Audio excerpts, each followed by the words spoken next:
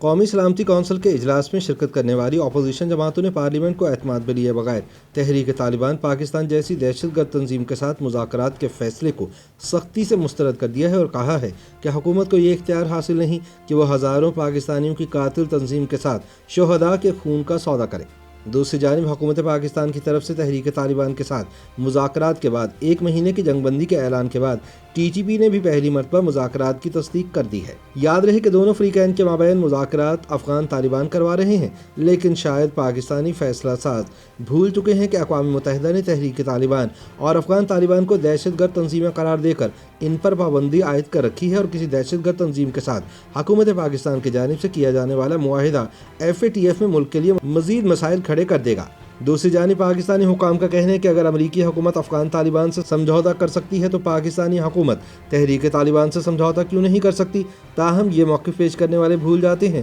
کہ پاکستان امریکہ نہیں ہے اور نہ ہی امریکہ کو پاکستان کی طرح FATF جیسے مسائل کا سامنا ہے۔ ادھر 8 نومبر کو اسلام آباد میں پارلیمانی کمیٹی برائے قومی سلامتی کے اجلاس کے بعد حکومت کی جانب سے یہ تاثر دیا گیا کہ اپوزیشن جماعتوں کو تحریک طالبان کے ساتھ مذاکرات کے معاملے پر اعتماد میں لیا گیا ہے اور اس حوالے سے اتفاق رائے پیدا کیا جا رہا ہے۔ لیکن ماضی کی طرح اس بار بھی اپوزیشن جماعتوں کو دی گئی بریفنگ میں وزیر اعظم عمران خان شریک نہیں ہوئے اور ان کی جگہ ذمہ داریاں army chief general Qamar Javed Bajwa اور ISI کے سربراہ لیفٹیننٹ جنرل فیض حمید نے سر انجام دی۔ بریفنگ کے بعد پیپلز پارٹی کے سربراہ بلاول بھٹو زرداری نے واضح الفاظ میں کہا کہ کسی سلیکٹڈ کو کوئی حق نہیں کہ وہ پارلیمان میں اتفاق رائے کے بغیر خود اپنے طور پر تحریک طالبان سے مذاکرات کرے، جس کے ہاتھ ہزاروں معصوم پاکستانیوں کے خون سے رنگے ہوئے ہیں۔ اجلاس کے بعد نون لیگ کے ایک سینئر رہنما نے BBC کو بتایا کہ قومی سلامتی کونسل کی میٹنگ کے دوران تحریک طالبان پاکستان اور تحریک لبیک دونوں ہی کے معاملے پر اپوزیشن رہنماؤں نے کھل کر اپنے تحفظات کا اظہار کیا۔ انہوں نے کہا کہ حکومت کی جانب سے دیا جانے والا یہ تاثر درست نہیں ہے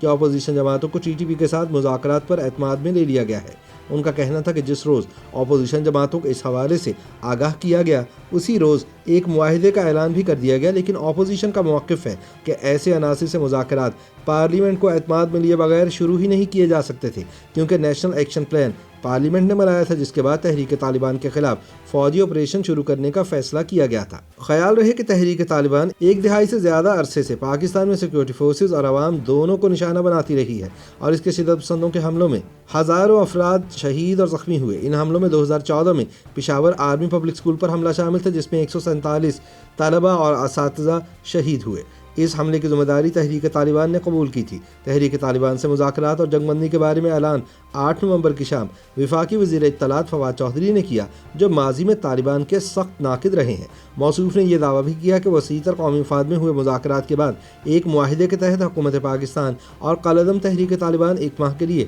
سیز فائر پر آمادہ ہو چکے ہیں۔ تاہم مذاکرات کی پیش رفت کو سامنے رکھتے ہوئے سیز فائر میں توسیع ہوتی رہے گی۔ فواد چودھری کے اس بیان پر تحریک طالبان کی جانب سے بھی رد عمل آیا ہے۔ اس کا کہنا ہے کہ یہ حقیقت ہے کہ مذاکرات جنگ کا حصہ ہیں اور دنیا کی کوئی طاقت اس کا انکار نہیں کر سکتی، لہٰذا تحریک طالبان ایسے مذاکرات کے لیے تیار ہے جس سے ملک بھر میں دیرپا امن قائم ہو سکے۔ بیان میں یہ بھی کہا گیا ہے کہ امارات اسلامیہ افغانستان میں موجود مذاکراتی عمل میں تحریک طالبان پاکستان اور حکومت پاکستان کے مابین ثالث کا کردار ادا کر رہی ہے اور فریقین نے مذاکراتی کمیٹیوں کے قیام پر اتفاق کیا ہے جو آئندہ لاہے عمل اور فریقین کے مطالبات پر مذاکراتی عمل کو آگے بڑھانے کی کوشش کریں گی۔ TTP کے بیان میں یہ بھی کہا گیا ہے کہ فریقین نے 9 نومبر سے 9 دسمبر تک فائر بندی پر بھی اتفاق کیا ہے، جسے قائم رکھنا فریقین کی ذمہ داری ہوگی اور اس مدت میں فریقین کی رضامندی سے مزید توسیع بھی کی جائے گی۔ تاہم پیپلز پارٹی کے چیئرمین بلاول زرداری وہ واحد سیاسی لیڈر ہیں جنہوں نے کھل کر اس معاہدے کی مخالفت کی ہے اور اسے شہداء کے خون سے غداری کے مترادف قرار دیا ہے۔ انہوں نے کہا کہ وہ پہلے بھی اس پر تنقید کرتے رہے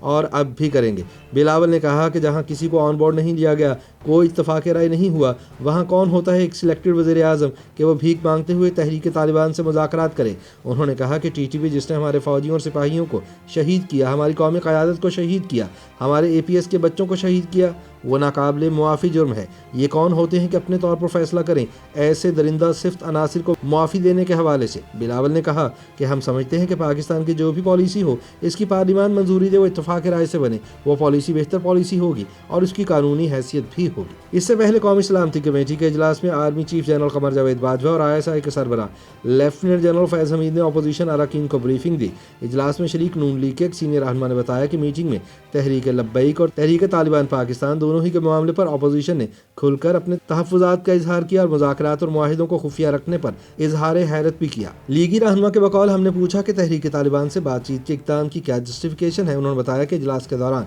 हुकूमत और सिक्योरिटी इदारों से कहा गया कि टीटीपी के साथ किसी भी किस्म के मुज़ाकरात या मुआहिदे से कबल उन लोगों के जज्बात से मुतालिक ज़रूर सोचा जाए जो इन हमलों से मुतासिर हुए। इन मुतासरीन में खुद बिलावल भी शामिल है, जिनकी वालिदा बेनज़ीर भुट्टो के कत्ल की ज़िम्मेदारी पाकिस्तानी तालिबान ने कबूल की, तो उनके जज्बात को नज़रअंदाज नहीं किया जा सकता। ताहम अपोजिशन की जानिब से कौमी सलामती कमेटी के इजलास में शदीद तनकीद का निशाना बनने वाले वज़ीर आज़म इमरान खान मौजूद नहीं थे। अपोजिशन ने कौमी सलामती के इजलास में इमरान खान के शिरकत न करने को भी तनकीद का निशाना बनाया। ताहम स्पीकर असद कैसर ने बताया कि वज़ीर आज़म को उनकी ख्वाहिश के मुताबिक इजलास में मदऊ नहीं किया गया था।